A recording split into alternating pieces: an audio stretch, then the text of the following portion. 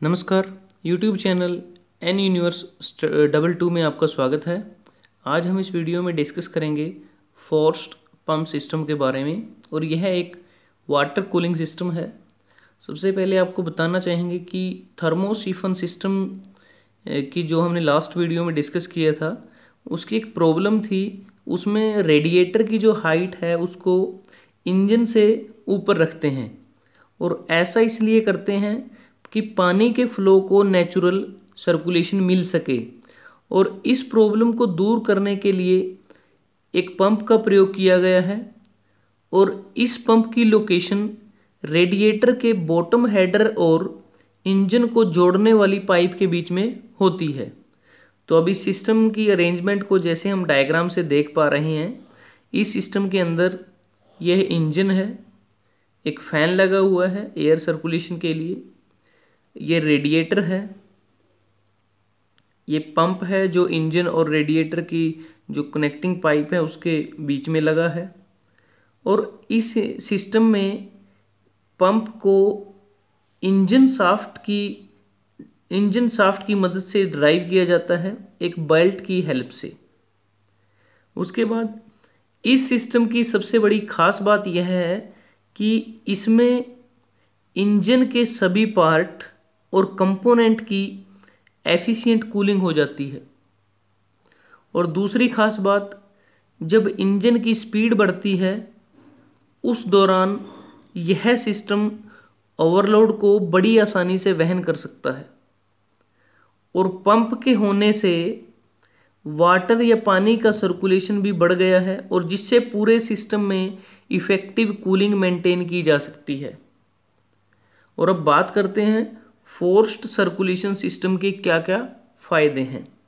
ज़्यादा तापमान वाली जगह जहाँ जैसे स्पार्क प्लग है, एग्जॉस्ट वाल्व सीट है और एग्जॉस्ट पोर्ट है, उनको इफ़ेक्टिवली कूल किया जा सकता है और जिससे क्या होगा कि लोकल ओवर हीटिंग है वो कम हो जाएगी।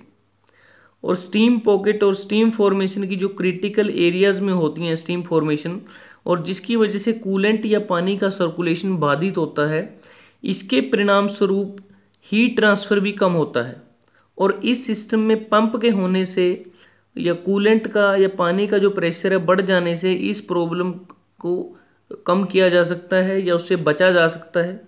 दूसरा, पानी या कूलेंट की सर्कुलेशन स्पीड बढ़ने से पानी और हवा जो रेडिएटर की ट्यूब्स के ऊपर से पास करती है, दोनों के तापमान में काफ़ी अंतर होता है। और इससे फ़ायदा यह हुआ कि रेडिएटर का साइज़ कम हो गया है।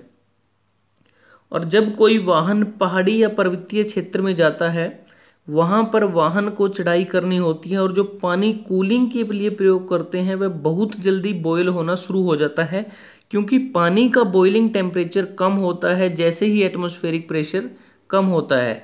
पर्वतीय क्षेत्रों में एटमॉस्फेरिक प्रेशर कम होने की वजह से पानी 100 डिग्री सेल्सियस से पहले ही बॉयल हो जाना शुरू हो जाता है, जिससे पानी का लेवल कम होने से कई बार इंजन भी बंद हो जाता है।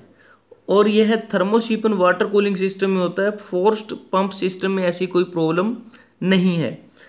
लेकिन इस सिस्टम की कुछ खामियां भी हैं जो इस प्रकार से हैं। इस सिस्टम में ओवर कूलिंग की पॉसिबिलिटी है, क्योंकि कूलिंग टेम्परेचर पर निर्भर नहीं करती है। और इस सिस्टम में इंजन के ओवरहीट की भी पॉसिबिलिटी है।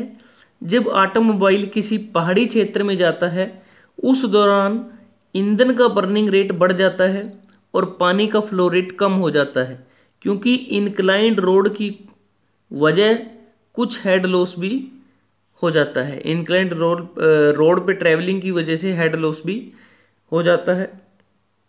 इस सिस्टम में इंजन शाफ्ट पंप को ड्राइव करती है एक बेलेट की मदद से, और जब इंजन बंद होगा उसी समय पंप भी बंद हो जाएगा और पानी का सर्कुलेशन बंद हो जाएगा, जिससे कूलिंग रुक जाएगी। यह इस सिस्टम की एक ऐसी खामी है क्योंकि यह अनडिज़ायरेबल है। यह इसलिए कि कूलिंग की थोड़े समय के लिए ज़रूरत होती है इंजन बंद होने के बाद, जब तक कंपोनेंट का टेम्परेचर नॉर्मल वैल्यू तक नहीं आ जाता।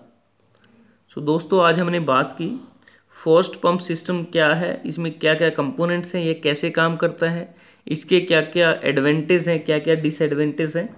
अगर आपको ये वीडियो अच्छा लगा आप इसे लाइक और शेयर कर सकते हैं और N Universe 22 को सब्सक्राइब करना ना भूलें। धन्यवाद। आपका दिन शुभ रहे।